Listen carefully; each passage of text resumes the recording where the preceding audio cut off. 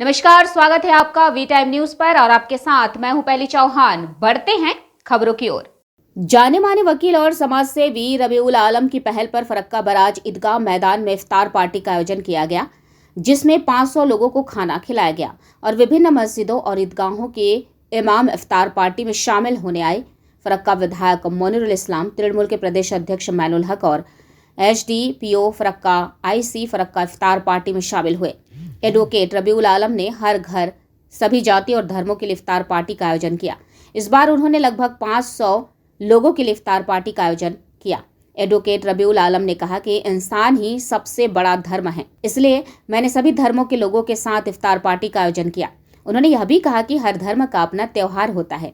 उन्होंने लोगों के दिलों में जगह बनाई। फरक्का के बांसुरी इस इफ्तार पार्टी में आए और व्यवस्था देखकर काफी खुश हुए।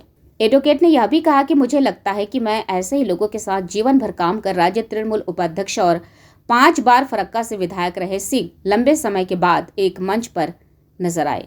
দেখুন, আমাদের পবিত্র মাহে রমজান আমাদের খুব খুশির এই মাস।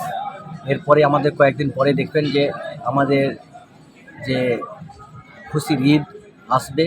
আমি চাই যে এই উৎসবে যেন আমরা আমাদের সমস্ত সমাজের সমস্ত শ্রেণীর লোককে নিয়ে যেন আমরা আনন্দ করতে পারি। দেখুন, ধর্ম যে যার, কিন্তু উৎসব হচ্ছে সকলের জন্য। আমরা সোসাইটিকে এই বার্তা দিতে চাই যে আমরা সবাই যেন সবাই মিলেমিশে থাকতে পারি, শান্তিতে থাকতে পারি এবং প্রত্যেকেই আমরা যেন আমাদের ভ্রাতৃত্ব বজায় রাখতে পারি।